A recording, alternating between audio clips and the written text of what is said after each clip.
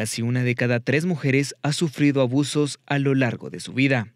Y durante la pandemia las cifras van en aumento. Esas 3 hermanas eran, pues, militantes realmente en contra del régimen, dictador que tenía Trujillo en República Dominicana. Y muchas desigualdades que habían hacia las mujeres, ellas 3 empezaron a hacer, buscar la forma de sacarlo a él del poder. Y como también tú bien dijiste, ellas fueron asesinadas, ellas fueron secuestradas y luego lanzadas a un barranco en una fecha como hoy en el 50. Entonces, ya con el tiempo, en el 81, la ONU decidió que este día fuera en conmemoración de ese asesinato y por la lucha que ellas habían iniciado, de que fuera de conmemorado el Día de No Violencia hacia mujeres y niñas. Y pues eso tiene un valor muy importante porque nace en América Latina, pero se vuelve un día internacional. Lamentablemente las cifras no son alentadoras, pues muestran la violencia en cualquiera de sus manifestaciones enraizándose más durante la pandemia. Antes de la pandemia, ONU Mujeres registraba de cada 10 mujeres, 3 íbamos a sufrir en algún momento de nuestra vida un tipo de violencia emocional, físico, económico, verbal.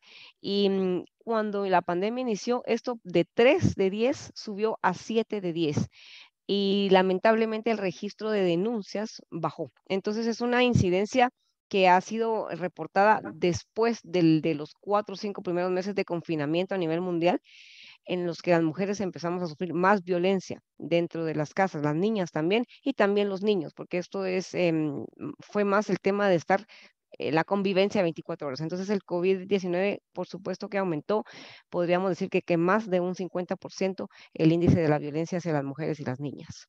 La violencia no debe ser permisible y es importante detectar conductas, principalmente aquellas que nos limitan o son impositivas. Claro, fíjate que entre violencia hablamos que el 50% de las mujeres sufren un tipo de violencia verbal, que puede ser muy sutil, ¿verdad? De la violencia verbal. Luego hablamos de un 70% de mujeres que sufren un acoso sexual, que también a veces puede ser muy sutil, laboral, puede ser en el colegio, puede ser en las universidades. Luego también hay una violencia económica que es mucho más difícil de ver, en la que te privan de todas tus necesidades básicas, en la que no tienes la capacidad de comprar ni siquiera pues, algo para comer, o sea, muy básico. Esa es la violencia económica.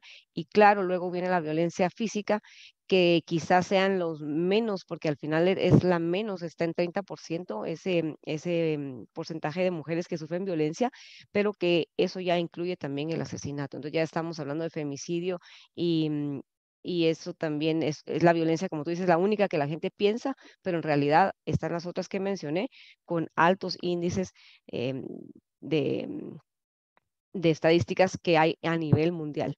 Un billón de pies es un proyecto a nivel mundial cuyo objetivo y trascendencia se relaciona e inicia con un monólogo.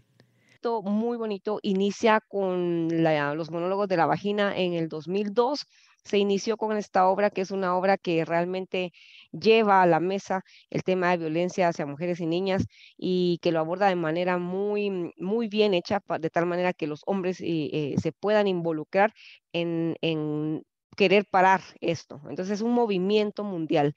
Y en el 2012, la autora de los monólogos de la vagina, Eve Ensler, decide que en lugar de teatro, que estábamos presentando en ese tiempo la obra, íbamos a bailar. Entonces era celebrar el hecho de ser mujeres, el celebrar estar vivas y que los hombres que nos aman estuvieran con nosotros. Entonces, a partir del 2012, un billón de pies se vuelve un movimiento global para que todos bailemos. Entonces, ha sido muy bonito. Sin embargo, en la pandemia, pues obviamente no hemos podido tener ese contacto, pero el movimiento es mundial, somos coordinadores regionales, que lo que buscamos es hacer uniones con organizaciones que trabajan la temática en toda América Latina, que es mi caso, en América del Sur y Centro, con organizaciones que trabajan la temática para poder llevar el tema de no violencia vamos a decir así, como una recuperación y, de las mujeres y las niñas a través del baile.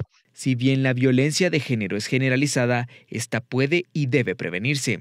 Detener esta violencia comienza por creer en las sobrevivientes, adoptando enfoques integrales e inclusivos que aborden las causas fundamentales, transformen las normas sociales dañinas y empoderen a las mujeres y a las niñas.